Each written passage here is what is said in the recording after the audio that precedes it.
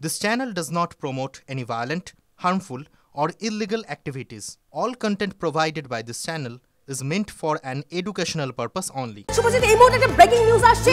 জানা যাচ্ছে জয়নগরে ধর্ষণ খুনে ময়নাতদন্ত ঘিরে একটা জটিলতা তৈরি হয়েছে। এবার হাইকোর্টের দ্বারস্থ মৃতার পরিবার। কেন্দ্রীয় হাসপাতালে ময়নাতদন্তের আর্জি। আর কি জানা যাচ্ছে জানবো।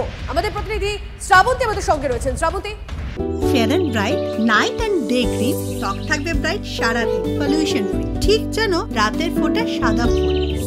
সারাদিন হ্যাপি ব্রাইট স্কিন।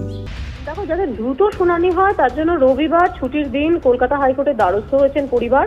তাদের বক্তব্য যে কোনো কেন্দ্রীয় হাসপাতালে ময়নাতদন্ত হোক। একটা জিনিস পরিষ্কার যে কোথাও থেকে তারা চাইছেন না রাজ্যের যে সমস্ত হাসপাতাল রয়েছে সেখানে ময়নাতদন্ত হোক। তাদের বেশ কিছু সন্দেহ রয়েছে এবং তার জন্যই কেন্দ্রীয় হাসপাতালে যাতে এই ময়নাতদন্ত করা হয় তার আর্জি তারা জানাবেন। অন্যদিকে একটা সমস্যা তৈরি হয়েছে, এর আগেও দেখা গেছে যে রাজ্যের একাধিক এই ধরনের ঘটনায় সেখানে কেন্দ্রীয় হাসপাতালে ময়নাতদন্তের কথা যখন বলা হয়েছে তখন কমান্ড হাসপাতাল, যেহেতু কলকাতার মধ্যে কমান্ড হাসপাতালে কেন্দ্রীয় হাসপাতাল, সেখানে কিন্তু কমান্ড হাসপাতালের পক্ষ থেকে স্পষ্ট জানিয়ে দেওয়া হয়েছে যে তাদের সেই অর্থে কোনো পরিকাঠামো নেই, চিকিৎসকেরও যথেষ্ট অভাব রয়েছে, তারা এই ধরনের ময়নাতদন্ত করতে পারবেন না। সেক্ষেত্রে যদি নির্দেশও দেওয়া হয় তাহলেও কিন্তু একটা জটিলতা থেকে যাচ্ছে যে কমান্ড হাসপাতাল এক্ষেত্রে কি বলবে। ফলে আজই আদতে কোনো নির্দেশ পাওয়া যাবে কিনা এবং যদিও বা কেন্দ্রীয় হাসপাতাল হয় তাহলে কিভাবে সেটা সম্ভব কমান্ড হাসপাতালে, এই নিয়ে একটা প্রশ্ন তৈরি হয়েছে। অনেকের মত, আইনজীবীদের বক্তব্য যে এইমস থেকে হাসপাতাল থেকে ডাক্তার নিয়ে এসেও এই ময়নাতদন্ত করানোর আর্জি থাকতে পারে। বেলা 2টোর সময় বিচারপতি তীর্থঙ্কর ঘোষ এই মামলাটি শুনবেন। বেশ, ধন্যবাদ শ্রাবন্তী।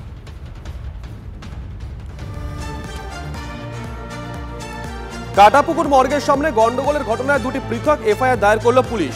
অগ্নিমিত্রা পল, প্রিয়াঙ্কা টিবরেওয়াল সহ অন্যান্যদের বিরুদ্ধে এফআইআর। দীপশিতা ধর, মীনাক্ষী মুখোপাধ্যায়ের বিরুদ্ধে এফআইআর হয়েছে বলে সূত্রের খবর। এফআইআর দায়ের হয়েছে দক্ষিণ বন্দর থানায়। গতকাল জয়নগর কাণ্ডের আঁচ এসে পড়ে কলকাতার কাটাপুকুরে। নাবালিকার দেহ কাটাপুকুর মর্গে এসে পৌঁছতেই বিক্ষোভ দেখাতে শুরু করেন বাম এবং বিজেপির নেতা কর্মীরা। শুরু হয় পুলিশের সঙ্গে রীতিমতন ধস্তাধস্তি। সেই ঘটনাতেই এফআইআর, যেমনটা সূত্র মারফত জানা গেছে। ঢুকতে পারেননি তো। আমরা সত্যি কথা বলবো, পশ্চিমবঙ্গের মা বোনেরা যতদিন সুরক্ষিত নিরাপদ না থাকবেন, পশ্চিমবঙ্গের মানুষ যতদিন পর্যন্ত মাথা উঁচু করে বাঁচতে না পারবেন, আমরা রাস্তায় থাকবো। ওনারা এফআইআর করুন, দেখি কাদের বেশি শক্তি, কাদের বেশি জোর, রাস্তায় মানুষ তার জবাব দেবেন। কেন? আমার কাছে বাবার ওকালতনামা আছে। বাবা আমাকে আইনজীবী হিসাবে নিযুক্ত করেছিলেন, সেই হিসাবে আমি গিয়েছিলাম ওনার সঙ্গে ওখানে। সেটাও পুলিশ আমাকে ঢুকতে দিল না, আর তারপরে এফআইআর করেছে। লজ্জা লাগে না? বেশরম বেহায়া পুলিশ।